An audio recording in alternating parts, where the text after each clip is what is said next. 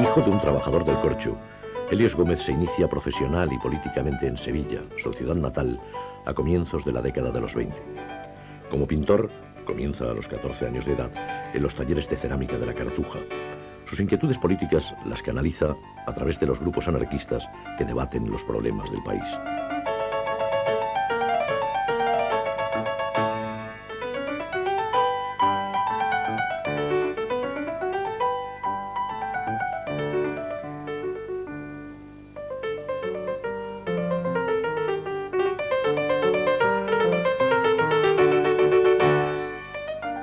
En esa época, España, con una economía basada casi exclusivamente en el campo y la minería, padece una grave crisis social, consecuencia de la Primera Guerra Mundial, que se acrecienta con los fracasos militares en Marruecos.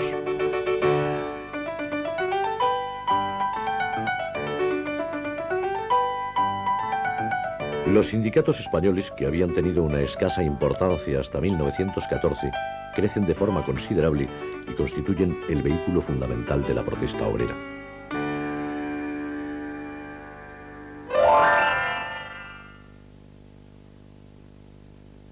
Los grabados de Nora Borges, que aparecen en las páginas de la revista Grecia, acompañando textos ultraístas, así como los dibujos de Franz Maserel, presentes en distintas publicaciones anarquistas, influyen de forma determinante en Helios Gómez, cuyas primeras obras aparecen en Oromana, Páginas Libres, y en Oro Molido, una novela de Felipe Alaiz.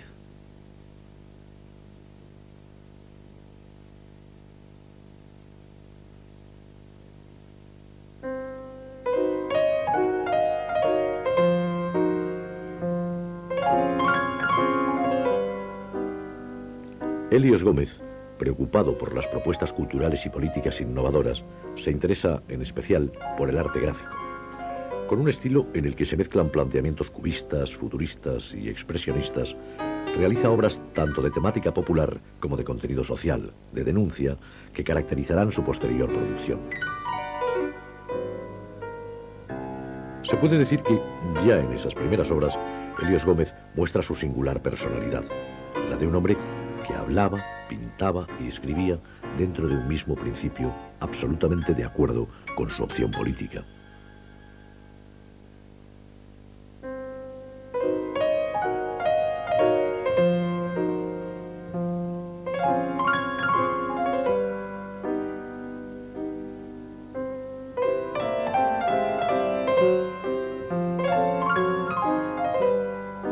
En 1926, después de exponer en el Cursal de Sevilla y en el Ateneo de Madrid, Helios presenta su obra en Barcelona, en aquel momento la ciudad de la península más sensible a las manifestaciones del arte moderno.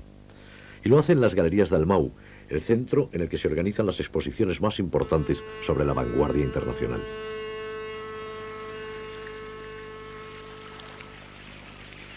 Las exposiciones de Helios Gómez tienen un relativo éxito.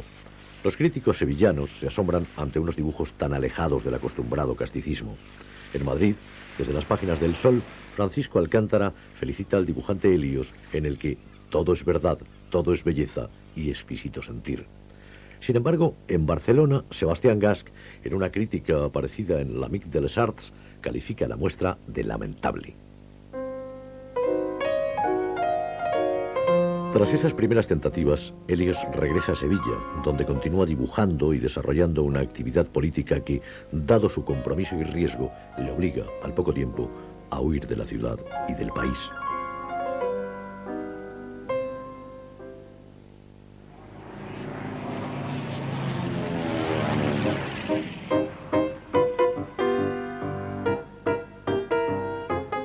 En 1927, Helios Gómez llega a París, en ese momento capital internacional del arte moderno, donde han establecido su centro las corrientes abstractas y figurativas de mayor influencia. París también es uno de los centros importantes de las ideas de la izquierda. Helios Gómez lleva a cabo una doble labor. Por un lado, expone en distintas galerías ligadas a los movimientos modernos, y por otro, colabora en las revistas españolas en el exilio, como Tiempos Nuevos y Rebelión, y también en el periódico semanal O Vendredi.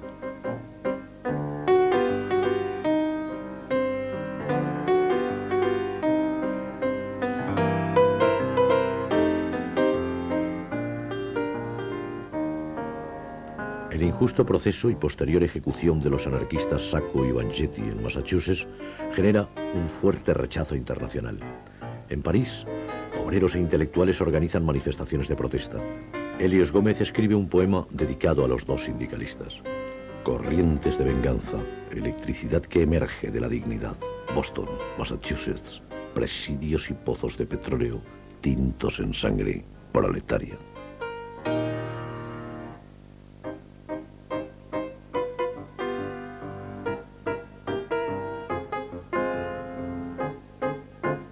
En una de las violentas manifestaciones callejeras, Helios Gómez es detenido, procesado y obligado a abandonar Francia.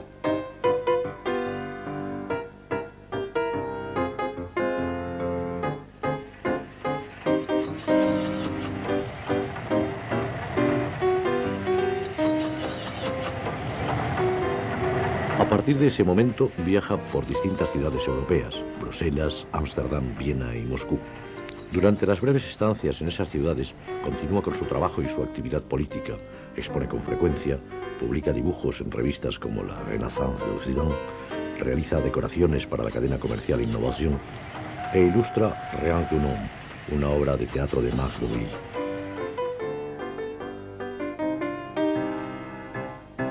Es una época en la que su obra, tal vez por el contacto directo con propuestas plásticas enraizadas con el expresionismo y el futurismo, se presenta con más recursos formales y con mayor impacto visual.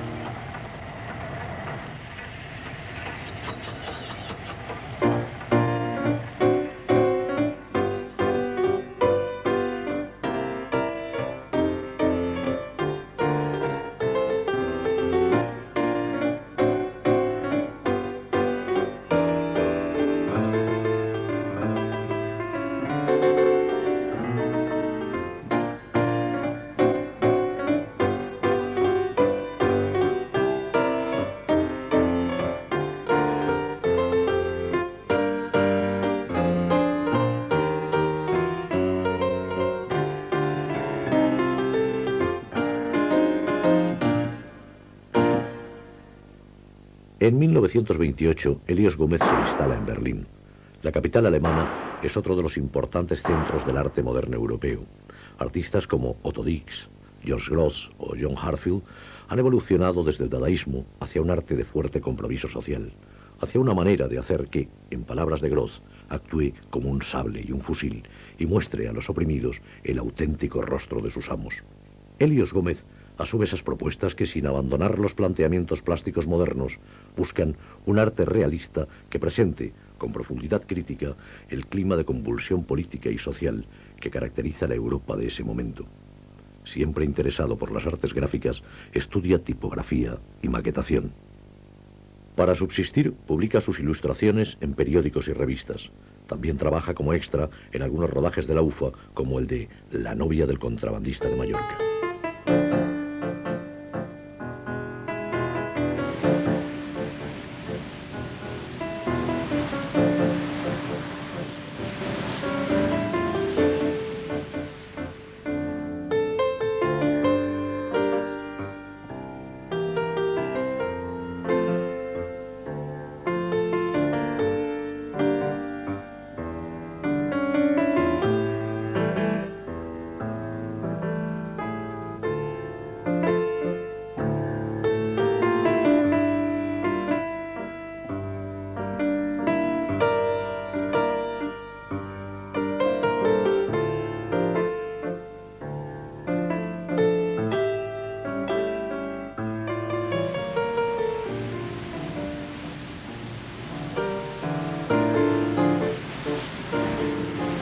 Tras la caída de Primo de Rivera, que había instaurado la dictadura en España en 1923, Helios Gómez decide regresar a la península, convencido de que, en la nueva situación del país, pueden ser útiles tanto sus conocimientos profesionales como su formación política.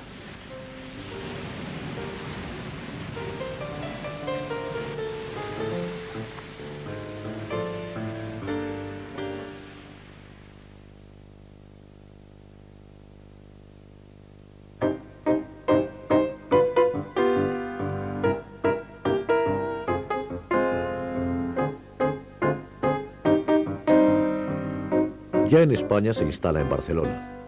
Dados sus conocimientos sobre los nuevos lenguajes gráficos y su formación técnica, pronto encuentra trabajo como diseñador en importantes periódicos y revistas como La Rambla de Cataluña, L'Opinió, Mundo Obrero y Tiempos Nuevos, en su mayoría vinculados a los movimientos y partidos de la izquierda.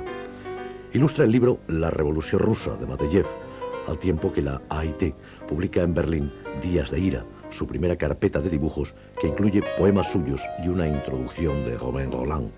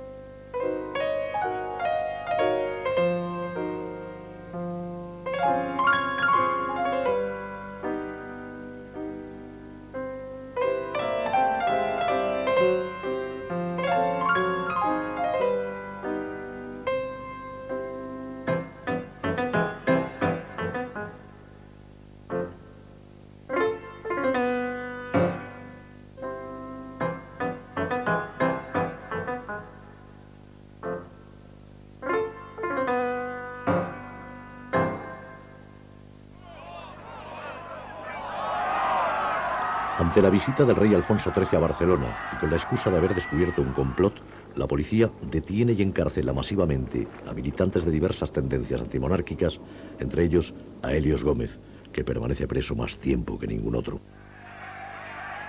Proclamada la República, el 14 de abril de 1931, Helios Gómez participa en el asalto a la cárcel de mujeres de Barcelona y 2 meses después en la huelga general de Sevilla. Los dirigentes de la Federación Comunista Catalano-Balear le expulsan por sospechar que sigue orientaciones de Moscú. Decide entonces afiliarse al Partido Comunista de Madrid.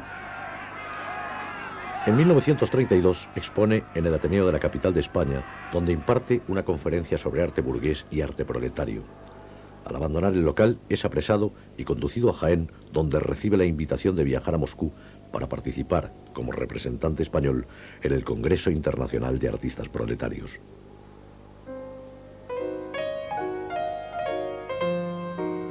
La capital de la Unión de Repúblicas Socialistas Soviéticas es el único lugar del mundo, para Helios Gómez, en el que los artistas se consideran iguales a los obreros. Sin embargo, el Moscú que visita por segunda vez ya no es la capital dinamizada por las ideas vanguardistas de Mayakovsky, Rodchenko o Lisinski. La estética dominante es la de artistas mediocres que, según él mismo escribe, hacen unos retratos espantosos en un naturalismo fotográfico patético.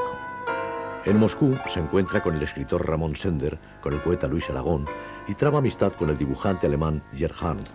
Aunque rechaza el realismo socialista, Helios Gómez va depurando de sus obras las formas abstractas y opta por las composiciones figurativas.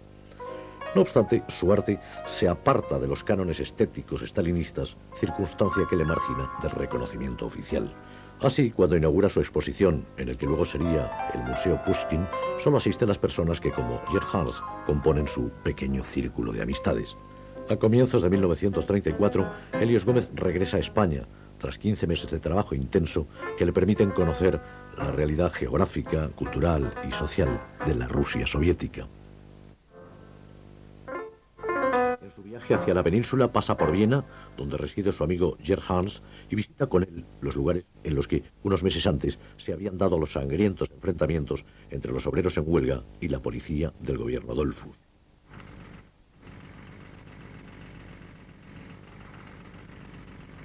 En octubre de 1934 se forma un nuevo gobierno en el que participa Acción Popular. Ese marcado giro hacia la derecha origina una huelga general que provoca importantes disturbios en todo el país.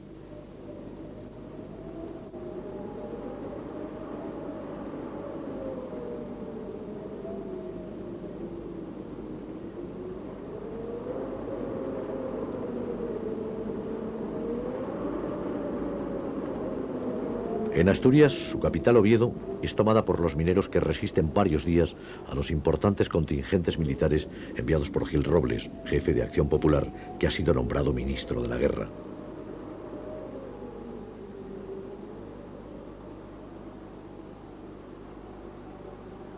Al mismo tiempo, Luis Companys, presidente de la Generalitat, proclama la República de Cataluña, por lo que es encarcelado. Helios Gómez, implicado en este último hecho, es también detenido y trasladado a bordo del vapor Uruguay, transformado provisionalmente en prisión. Durante el tiempo que permanece detenido, realiza algunos de los dibujos que formarán parte de la carpeta Viva Octubre, que publicará al año siguiente en Bruselas. Jean Gazou, autor del prólogo de dicha obra, escribe sobre Helios lo siguiente: es revolucionario porque es artista y es artista porque es revolucionario. Ambas caras se unen y engarzan en una misma persona, en un gitano joven, sentimiento y fogosidad. Para él, pintura, vida y lucha es lo mismo. Va a la cárcel por dibujar. Las láminas de Viva Octubre revelan la evolución gráfica de Helios Gómez, que, ante la situación dramática del país, incide en un realismo duro que, alejado de pretensiones vanguardistas, busca el impacto emocional, subrayando la brutalidad de los represores, así como la heroicidad y la resistencia de los oprimidos.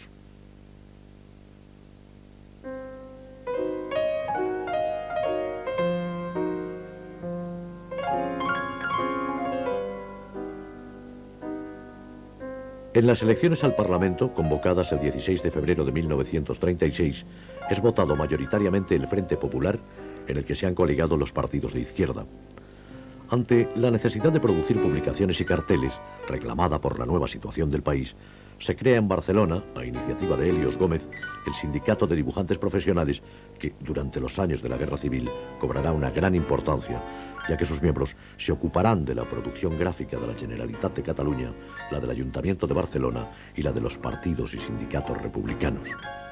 En la junta directiva del sindicato es elegido como presidente honorífico Feliu Elías y como presidente efectivo Helios Gómez, que, según palabras del cartelista Carlos Fonseré, por haber estado en Rusia y haber mantenido contactos más o menos misteriosos con el extranjero, disfrutaba de una aureola de revolucionario internacional entre los dibujantes.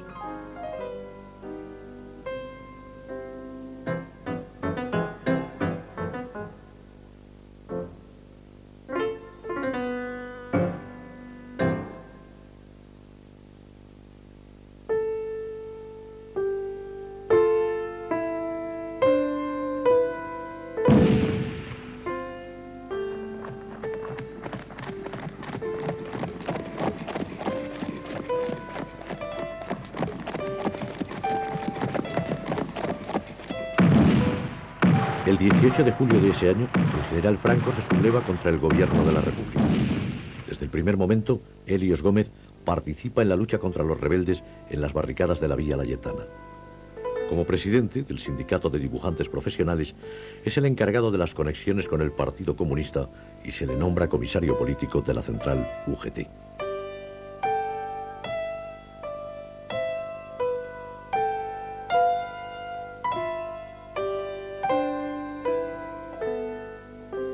Las obligaciones de su cargo político le apartan durante algún tiempo de las tareas artísticas. Participa con la expedición Bayo en la reconquista de Ibiza y Mallorca. También visita los frentes de Aragón, Madrid y Andalucía, de donde, tras el desastre del Carpio, debe escapar para evitar ser linchado, ya que en el transcurso de una reyerta de oscuras motivaciones dio muerte al capitán Arjona, un militar comunista muy prestigiado entre sus hombres.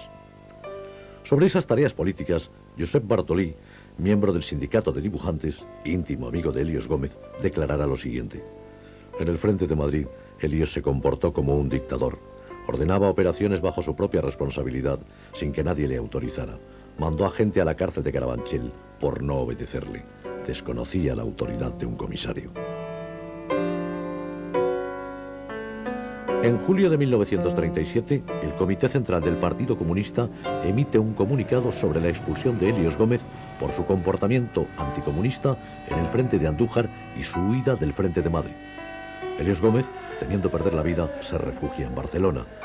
Sobre esta situación, el escritor Abel Paz escribirá: tras la expulsión, los comunistas le buscaron para matarle. Él, como la gente del POUM y otros, huyeron y se refugiaron en los anarquistas, que eran sus fuentes y les protegían.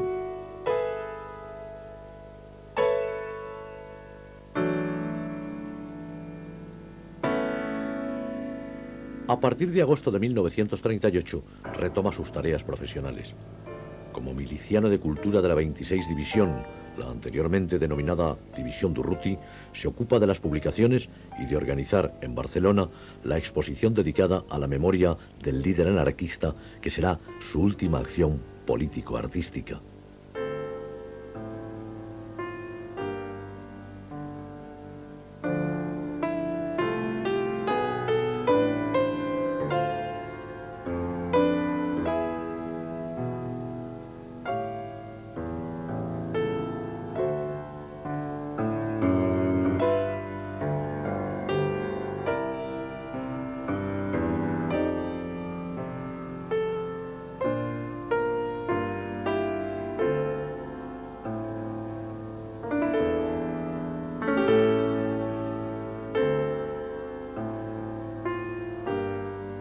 A comienzos de febrero de 1939, tras la toma de Barcelona por el ejército de Franco, cruza la frontera con los efectivos de la 26 División. Durante casi 4 años, Helios Gómez vivirá la dureza de los campos de concentración, primero en Francia y más tarde en el norte de África, en Argelia, donde es deportado para trabajar en la construcción del trazado transsahariano. La penosa situación, así como los frecuentes malos tratos que recibe de los vigilantes, deciden a Helios a solicitar del cónsul español el visado de regreso incondicional a la península.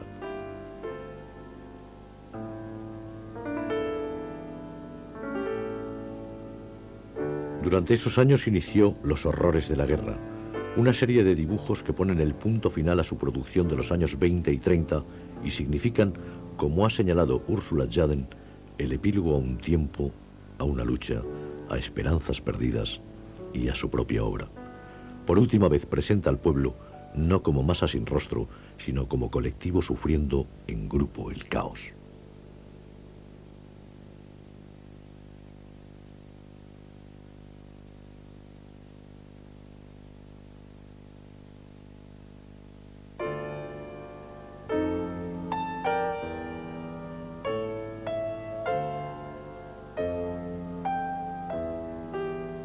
En 1943, Helios Gómez y su compañera Mercedes Plana regresan a la península. Aunque durante un tiempo residen en Sevilla, la pareja se instala en Barcelona, donde nacerá su hijo Gabriel.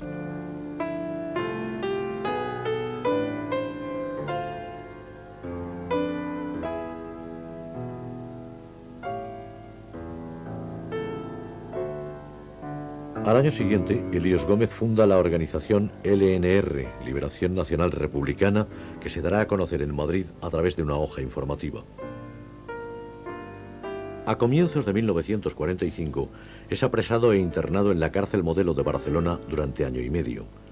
Tras esa detención, sin que exista una clara imputación de cargos contra él, será de nuevo detenido en 1948 y permanecerá en prisión hasta 1954. Durante sus 2 últimos años de vida, alojado gratuitamente en la residencia San Jaime, una pensión para estudiantes regentada por amigos que estuvieron con él en la cárcel, intenta rehacer, sin demasiado éxito, su carrera artística. Realiza murales y pinturas comerciales. En ese momento, su vida se asemeja bastante a la que llevó en Berlín a finales de los años 20, cuando, para subsistir, trabajó como decorador y figurante en algunas películas.